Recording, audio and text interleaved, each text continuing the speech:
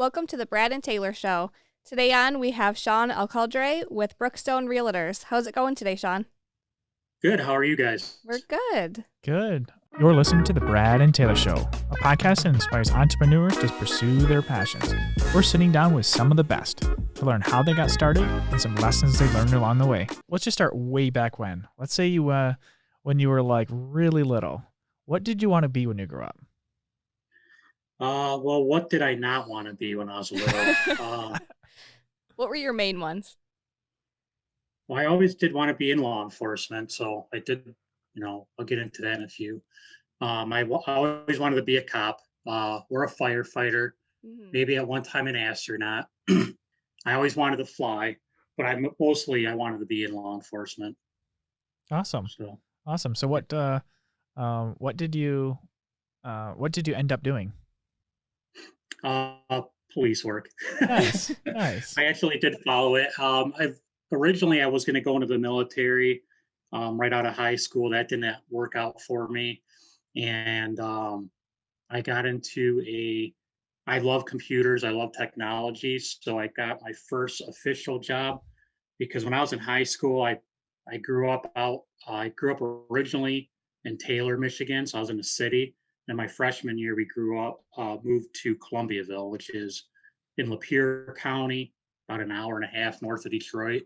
So going from the city to the country, definitely a culture shock there. So you had to learn what people do out there. And when we lived there, there was no McDonald's, Subway, or nothing. I mean, there was nothing out there.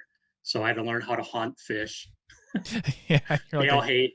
Yeah, I grew up baling hay. I mean, I was got buried in a loft a few times. I mean, riding around the back of the pickup truck down dirt roads. That was it was fun. I loved it. Yeah. Yeah. So how did you? And then, I'll go on. No, you're good. Go ahead. When we moved up to Columbiaville, after high school, I went to Best Buy. And I was wearing the blue shirt. I was they didn't have the Geek Squad back then, but I was in computer sales. So I loved technology. I loved computers since I was a kid. I used to take apart everything around my house, make my parents mad. And re-engineering so everything. I was a hacker, Brad. I was a little bit of a hacker from the beginning as a kid. Like if there was a radio in front of me, a computer in front of me, I wanted to take it apart and figure out how it worked. A lock, you name it. So did you ever put them back together? Did you? Yes. Yeah. Okay. Not always the right way. Yeah. There's always a couple bolts or screws missing. Right. What's That's this pretty one? typical with taking everything apart. Yeah. So I did the computer thing at Best Buy, and then I watched their loss prevention team, their store security team. This is back in the day when you could tackle shoplifters. Oh, dang. And this is in Flint, by the way. Yeah, and I watched the security team tackle the shoplifter, get in this big old fight in the front of the store. I'm like, that is what I wanted to do. So I applied for their, I think it was an asset protection team back then. And I got into the yellow shirt. And then after that, I got hired by a private investigation company when I was 18 years old. I was an investigator, but I was still doing loss prevention and doing minor surveillance, stationary stuff. Like they would plant me in a company undercover. So that was kind of cool. That is really cool. 18 years old, undercover. Yeah, that's sweet. Yeah, it was. Yeah. So I had to pose as an employee and I can't say which ones, but various companies. And I would friend these people that are targets and that we knew that they were stealing or doing drugs on a job or whatever. And we're talking $10,000, $20,000 of parts and whatever else they were stealing. Wow. So, and then a lot of travel. That was pretty cool. And then I stuck with that job. And I remember spending Y2K. I think I was in somewhere around Grand Rapids. I was in a hotel and all my buddies were partying and, ringing in the new century. And I was out working some crazy job. I think I was in Grand Rapids somewhere or was it Wyoming, Michigan? Yeah. Yeah. Yeah. In a Night's Inn And I swear, Brad, I mean, they must have raided that place like once a week when I was staying there. Huh. Like it was pretty rough then. Wow. But yeah, anyway, after loss prevent, I did that for 9 years. I worked, I did a lot of surveillance work. I was on a team of like 3 people, and I was always a chase car. We had a van with the cameras. So I did a lot of surveillance work. I'd be in Chicago, That's like up in legit rafters in these surveillance. warehouses. It was pretty crazy. Yeah. So how So, did that tie into real estate? That's complete opposite. yeah, yeah, it was. Um, oh, I didn't even tell. That's the. I forgot about the flying thing that Brad would relate to. Yeah. So when I was in high school, I was in a cadet program in the Civil Air Patrol. It's a voluntary civilian like a program through the Air Force, and it gets helps get high school students involved in aviation. And I got to go up and fly and start learning how to do search and rescue missions and is a military back program or military enforced program. Sorry, watching my kids get on the bus. Working from home, guys. Yep. Yep. And so I started learning about flying, and I wanted to become a pilot. Uh, and I was on my way to my IFR and commercial rating, and then 9/11 happened, Ooh. and Yep. the fuel prices for flying just went sky high. And it seemed like all the jobs out there, there was nothing in aviation, as Brad would know. I mean, I knew I wasn't going to use my pilot. I got my pilot's license when I Mhm. Yeah. think I was 20. I was 19 years old or 20 years old when I got my license.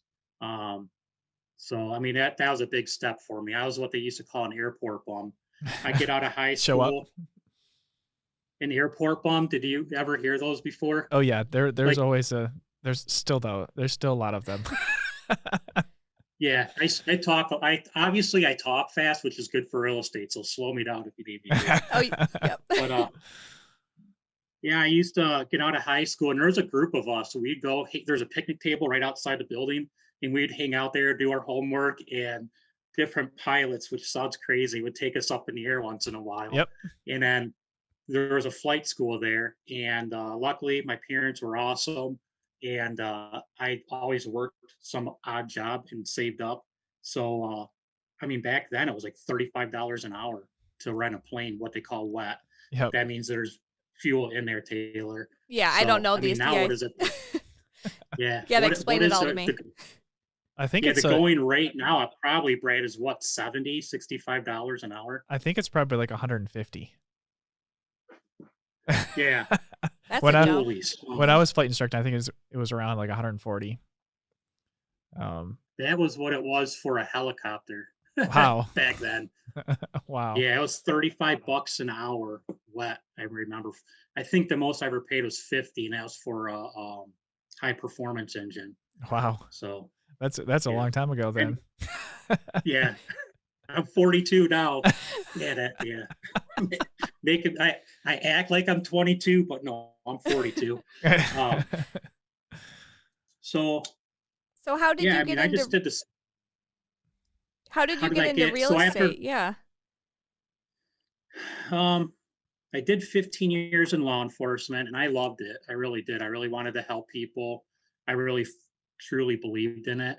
I always volunteered for different programs with that. And then I worked for one of the major railroads in Michigan, which is a little different than most police departments.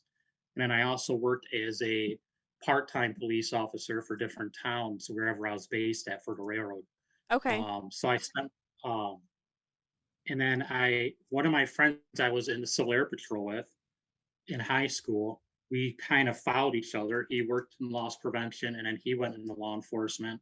And then he got his real estate license. Okay. And yeah, and his name's Dane Seltzer. He owns his own brokerage now, and he started telling me about real estate probably 6 years ago.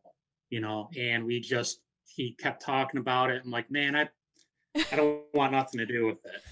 But I've always been involved in real estate, not realized it, because my parents were buying houses all over Taylor, I think Southgate, and they had houses everywhere, and they were buying back then. I think they were buying off the HUD program and whatever they could find. My parents were always go-getters. They started a chimney sweeping business. So like when I was young, I just grew up in it. Like I Mhm. grew up cleaning houses. Like we hated it. Like my dad would drag us in there Yeah. and throw us in the house, give us a broom and a dustpan, and we'd start painting, chipping old paint, cleaning the yards up, you name it. So I always had that basic, and then my parents always had some business going, fast food restaurants, you name it, a gas station. I mean, I worked at a gas station when I was in high school, which was theirs. So I always had that business background. Um, so law enforcement, I just burnt out. I mean, there's nothing else to really. I miss it, but it's definitely not what it used to be. And you see that right now in the whole trend with the nation, especially right Mhm. now. So Yeah. I gave up my badge August. But yeah, like so back this year, or no, I'm sorry, 2020 in August or September, somewhere around then. Huh. Were you Okay. doing So it? I knew it was. Go on. I was just gonna say, were you doing it like part-time real estate and then part-time that at the same time? Is that what you were doing? Law enforcement. Yeah. Yeah. Yeah. So, I think Brad may be aware of it, but I unfortunately got diagnosed for PTSD and anxiety. Hmm. And I fought multiple doctors about it. And I think it was like my third doctor who was a former police officer, Doc Adam. Gotta give him a shout out because I love Oh him. yeah. Um, he was a former police officer with 20 years on a detective, everything. And he just said, "Hey, man, suck it up. This is who you are. This is what you got. Now you got to." And it was hard for me to accept, like it is for anybody. Mhm. At the time, I already lost one coworker to suicide. So, and then now I'm on my second right Hmm. now. So it's very, very, it's definitely very big in law enforcement, first responder community, nursing, Hmm. you name it. It's so now when I fought with it for a couple more years. Um, I got out of law I got out of enforcement full time, took a different job within the railroad, and 3 years later, man, I just went Hmm. crashed. I just didn't want to accept the issues I was having, but eventually, once I did, and I started getting the help I needed. So, and I miss it, but real estate was kind of like a saving grace. Like I Mhm. love houses. I So I started hanging out with my buddy Dane, and he would take me on showings with him. And I obviously don't shut up. So I'm with him, and people start talking to me like another real estate agent. And Dane's like, "Dude, you need to do this. You need to do this. You need to just buckle down and go to get your test." And it still took me a while.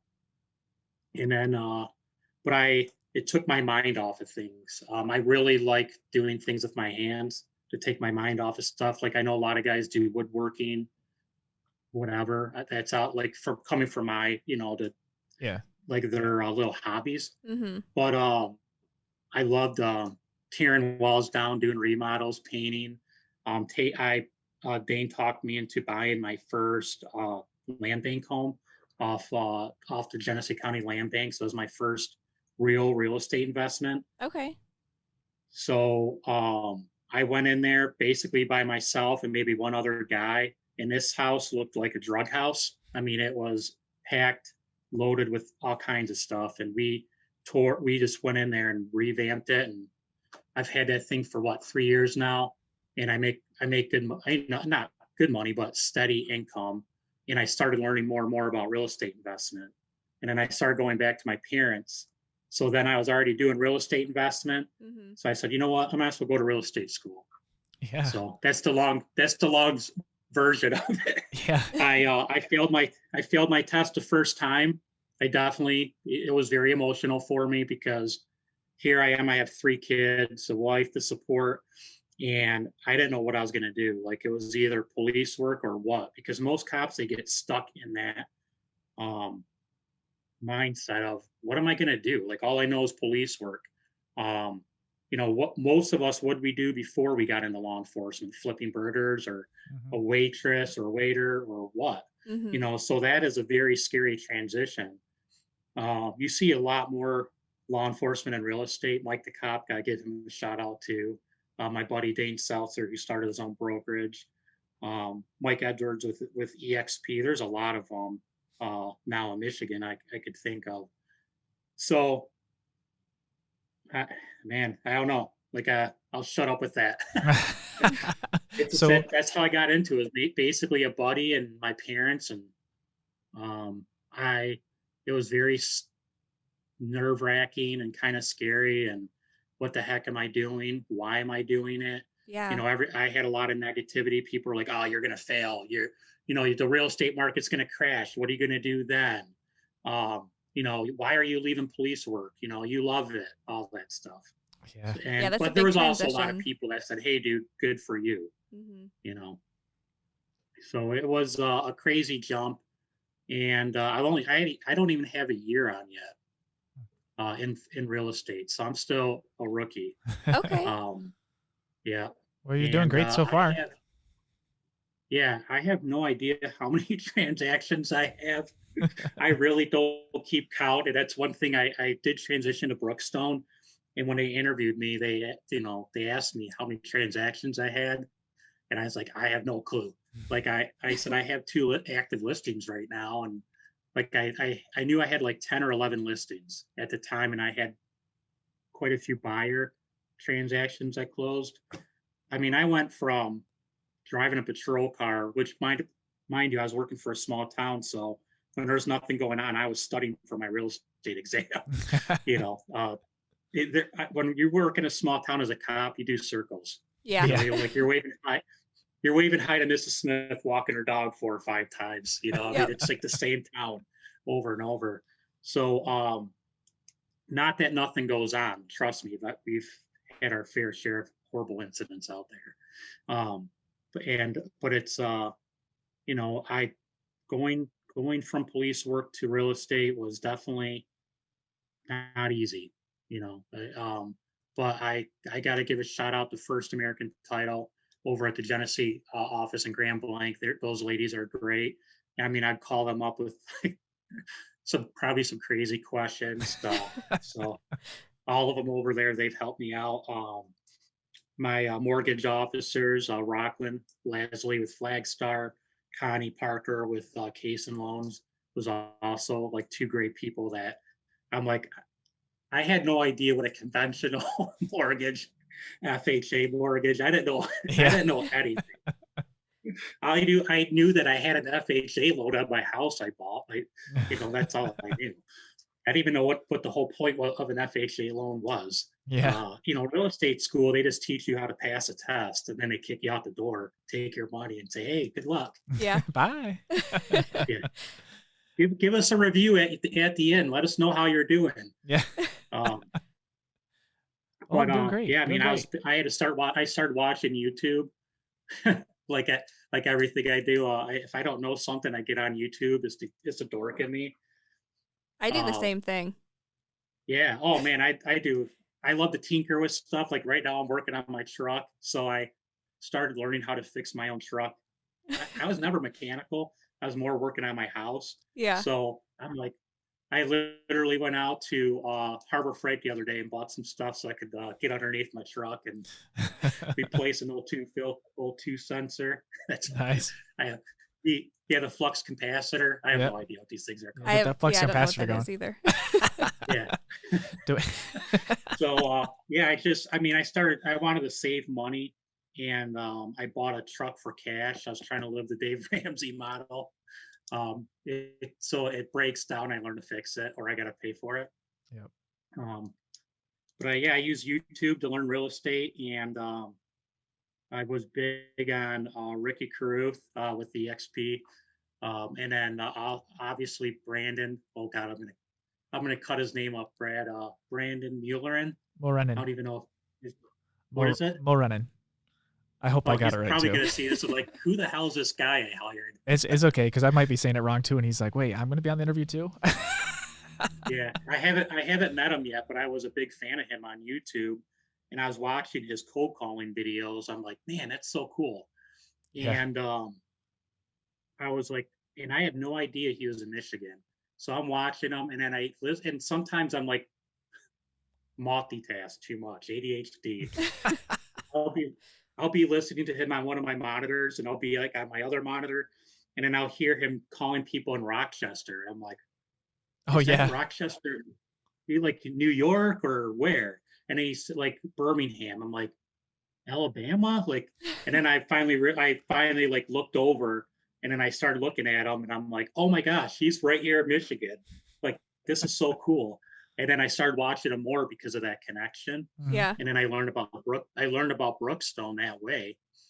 And it was I still work with my buddy Dane, and it was definitely hard to leave him, but I really wanted to give a different opportunity to myself. Mm-hmm. And I know me and Dane will always be doing business together because that's how we are. Yeah. We've always been friends since high school.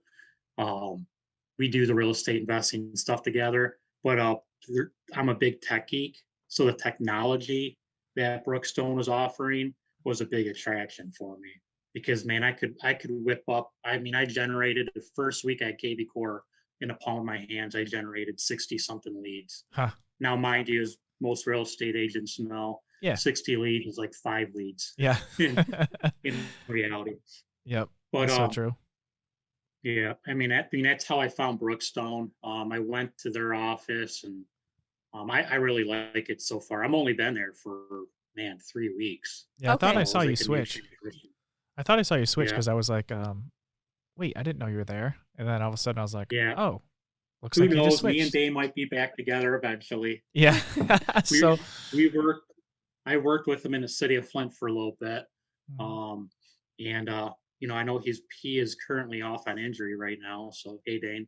mhm. I know he's been recovering, going through a lot of physical therapy. So who knows? I know my kids will be mad. I always feel like I'm going to go back into police work, maybe part time, never full time. I'll never do that again. But then again, every time I think that, and I get so busy with real estate, Mm-hmm. I don't know. Like, I mean, honestly, this is an adventure. Like, this is just as fast paced for me, and it's as fast paced as you want to make it. And there's so much about real estate that people don't realize. They think that we're only showing homes, we're only listing homes.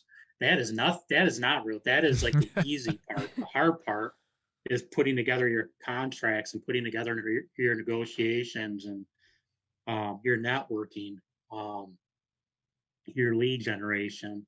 That was a big thing too for me, was getting out of my shell. I mean, Mm-hmm. I've always been outgoing and a goofball. I was always a class clown in the police academy. I got rolled up probably 5 times in the police academy, Dad. Uh-oh.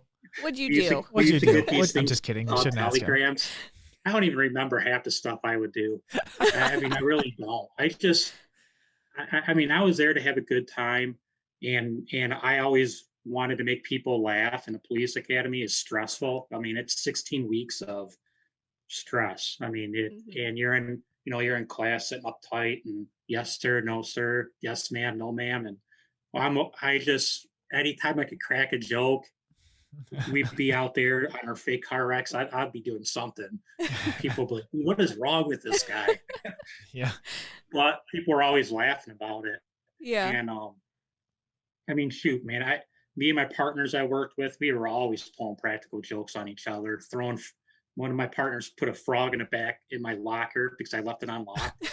Um, A live and I, frog? yeah, it Oh, was like geez. a live toad. And Ew. you know, so it was in the bottom of my locker. I remember I opened it up. I left it unlocked, and he was teaching me a lesson because I had one of my firearms in there. Oh, But okay. there's only 3 of us working that night, and it's in a locked building. But so he put a frog in the bottom, and I opened it up. And mind you, you're tired. I think we did like 9 hours that night, and it was in the winter time. And so I opened up my locker, and I'm like, I mean, I fell backwards over the back of the bed. There was a bench behind us so Yeah. we could sit down. I fell over that, slammed my back of my head on my partner's locker behind me. They're just laughing at me. Did you leave it unlocked Um, again, though? Yeah. I probably did. I never did learn my lesson. They Yeah. were always getting me.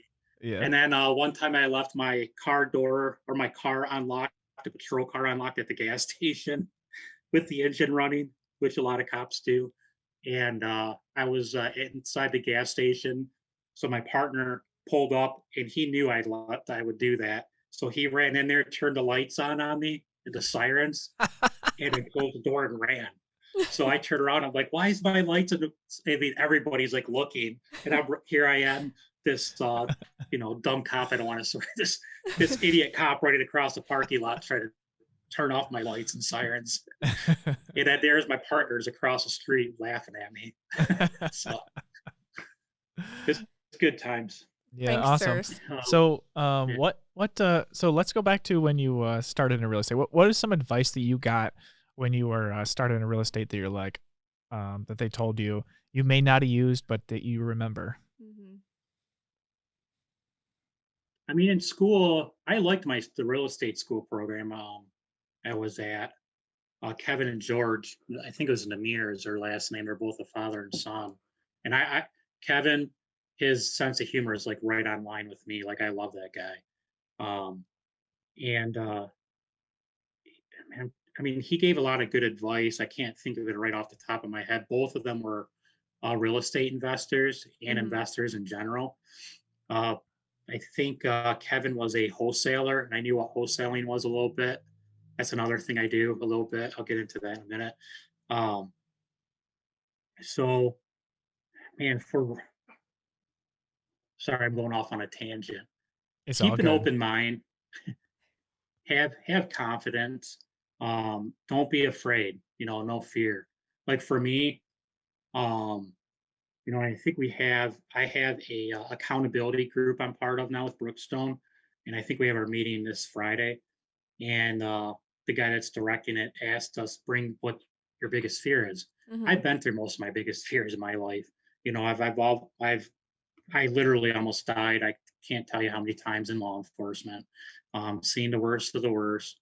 Um, as a father, like I guess like losing the ability to take care of my kids is my biggest fear. So it was either that or go back in retail. Like I didn't want to do that. I didn't want to be in an enclosed building. That was one thing I loved about police work was the openness, and that's why I love real estate.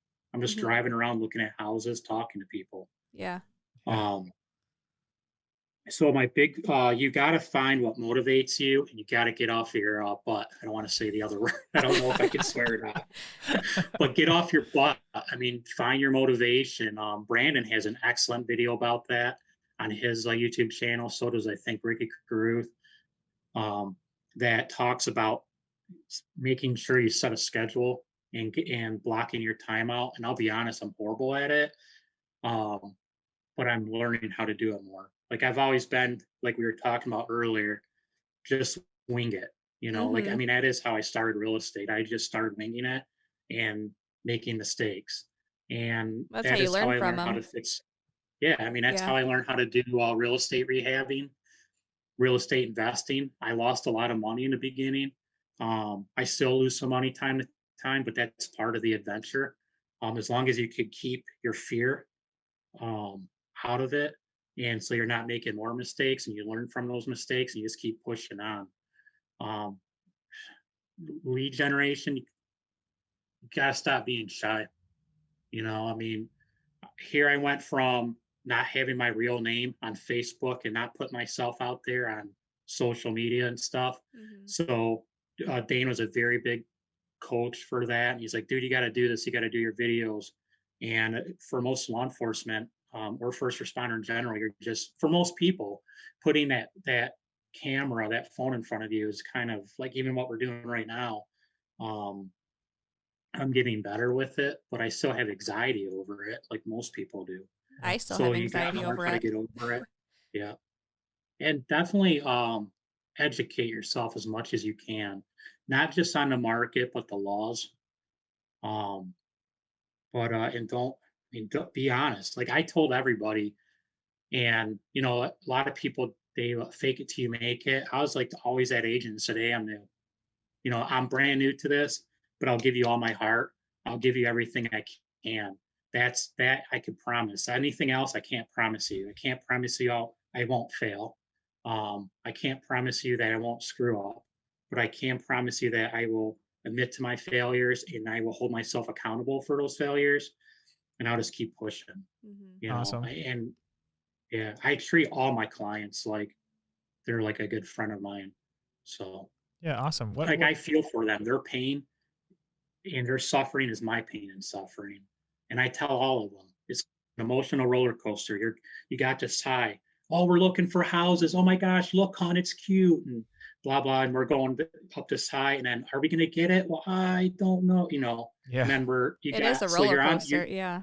It is. It really is, especially for new home buyers. Hmm. And then when you lose your first offer, your second offer, and then they're just really low. I've literally lost clients over that. And I'm like, hey, I mean, it is what it is. I never got offended by it. I've had other clients or prospects call me and run their mouth about their current real estate agent because they lost one. And I said, look, I could take you on as a client, but I'm not going to. Go back to your real estate agent, explain your frustrations to them. I'm not going to be that agent that's going to steal other leads, because I could do the same thing. I'm not going to sit here and promise you I'll get you your first offer in. Especially right now, currently, this week, last week, maybe the week before. This market is insane. I Hmm. Yeah. mean, I made solid offers and I lost them all.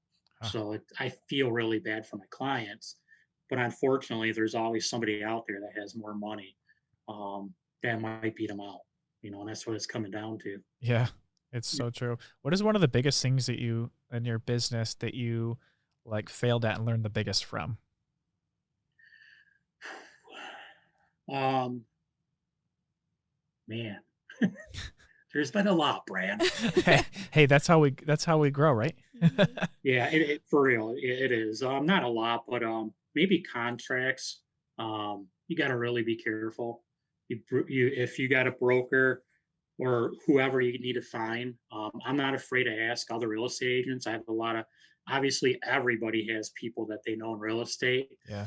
And luckily, my friends, they weren't like in that competitive mode. Like they said, "Oh, dude, let me help you out," and they would talk to me.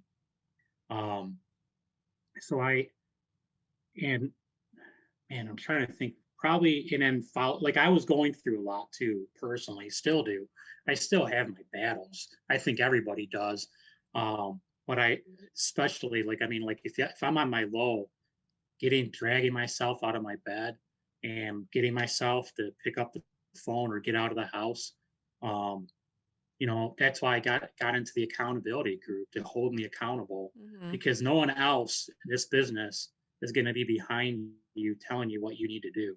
So I'll fully like I'm very open about mental health, especially right now with 2020 behind us, and we're still going through a lot of crazy stuff in this world. Yep. I'm a board member on a local PTSD mental health support group for first responders and military veterans and nurses.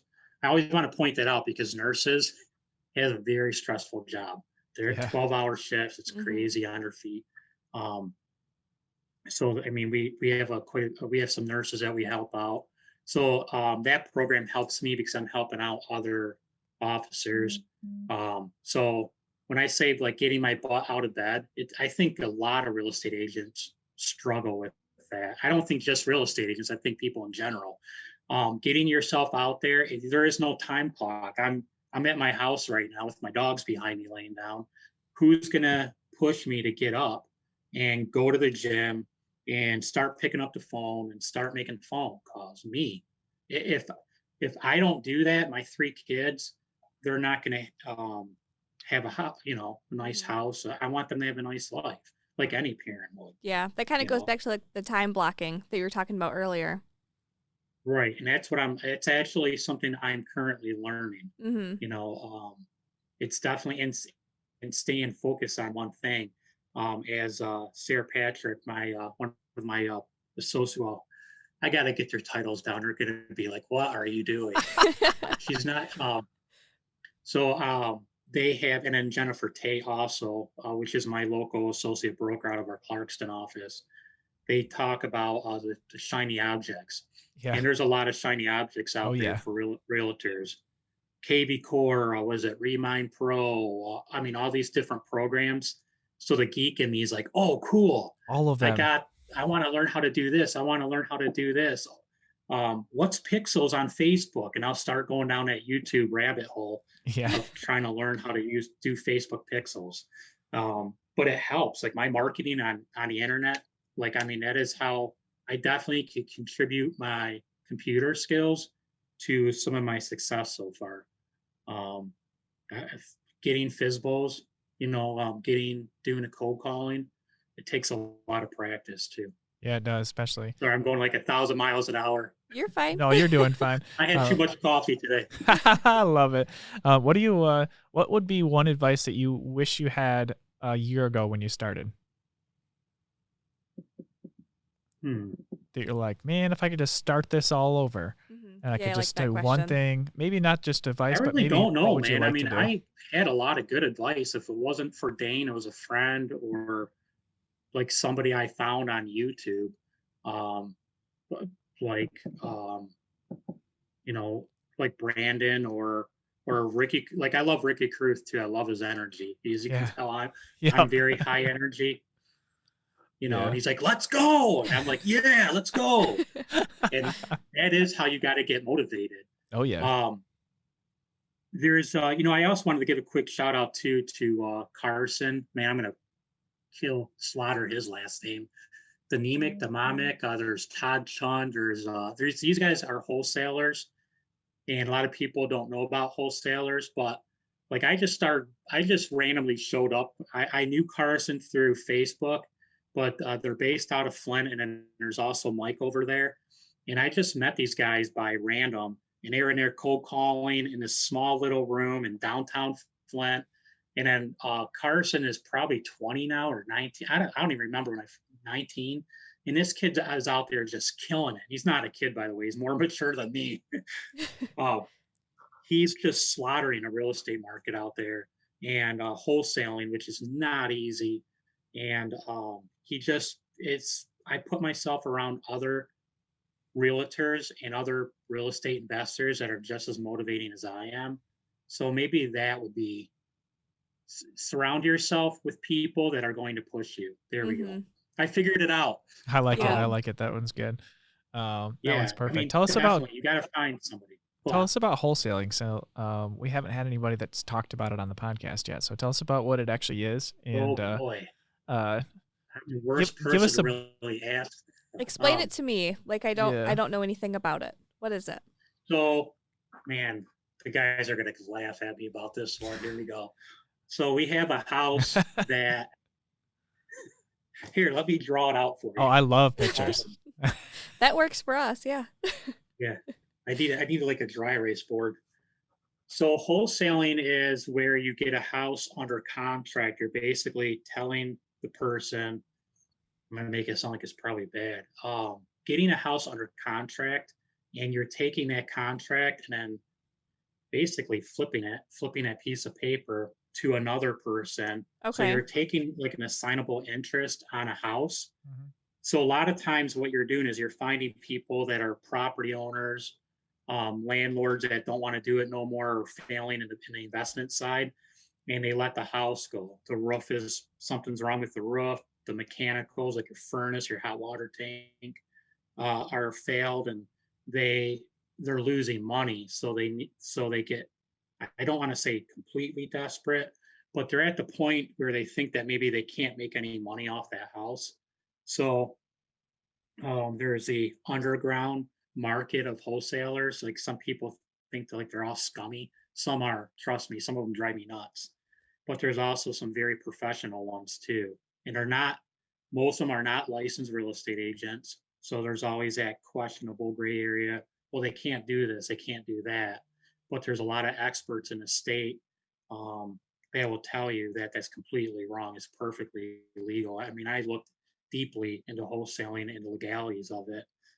I never did a wholesale transaction. I just hung out with them because I like the adventure. Yeah. Like to me, it's different. And it's something that people like, it's like the underdogs of real estate. And I like being that underdog. Like I spent most of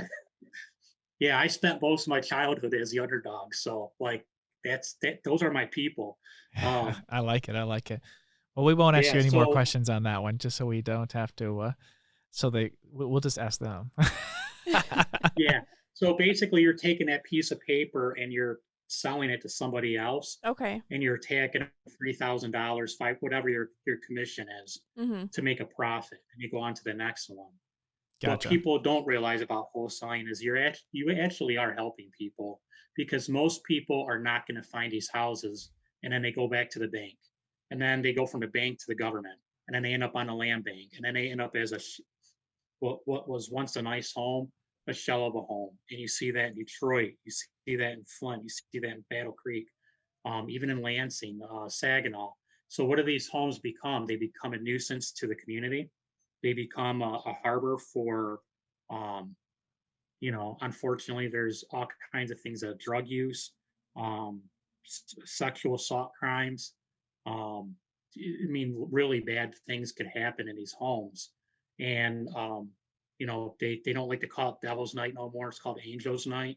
But if anybody grew up around Metro Detroit as a kid, we remember Devil's Night.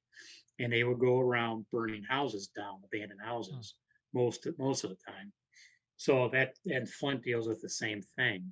So wholesalers are taking these shell of a home, or these ugly houses. We buy Mm-hmm. ugly homes, and converting them back to a real estate investor who's then going to fix the home back up Okay. and put it back in the community again, which is what I love doing, and then making it a home again. Right. You know, Yeah. anytime I ever buy a house, I always invest in Flint. I love Flint.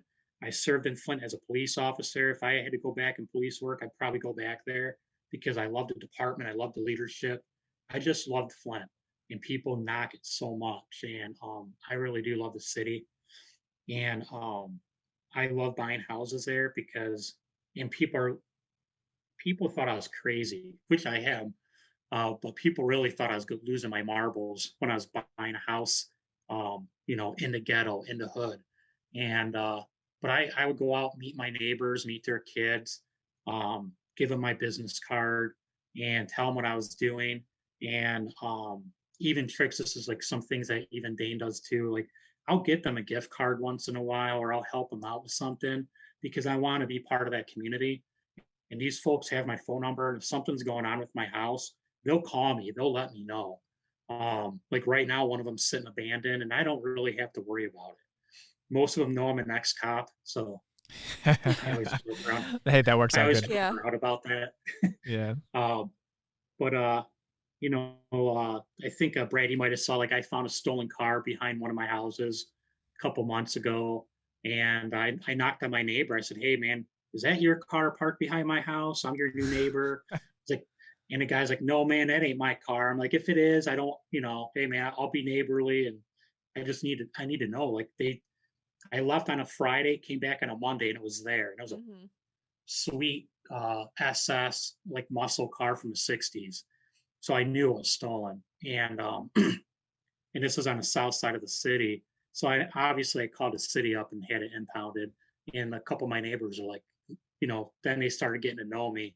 And I told them, I said, I'm not playing games. Like, if people are dumping on this street, I will make sure it gets taken care of. Mm-hmm. So I made friends with the local, they call them NSO officers in Flint, our neighbor resource officers there. And I don't, I had toys that I could clean up and I give to my neighbors. Like, I try to do those things. Yeah. The people I hire for the help, I usually try to hire within the city of Flint. And they might not be licensed all the time, but they're people that need help, Yeah. and they're good people. Mm-hmm. Sometimes they're not. I've had a couple tools stolen by a couple people, but like the guy I use a lot, Devin, if he ever listens to this, great guy. Um, and he's a go-getter, and he's high energy like me. And it's just fun, man. We're just goofing around, I don't even know what the original question was, Brad. What was it? ADHD?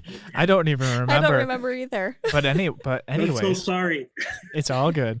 We got worked out really good. But we do got one more question for you. It's kind of a tricky one. Okay. Taylor? Oh boy, here Do we you go. think You have to be serious with this We don't- one. You have to explain to us why you think this way. Ooh, let's see. Oh boy. Do you think a hot dog is a sandwich?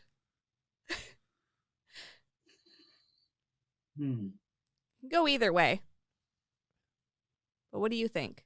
I mean, it could be because it's a piece of meat between a bun, Yeah. but no, it's not a sandwich. A sandwich is like your salami and your turkey and your, Yep. that's a sandwich.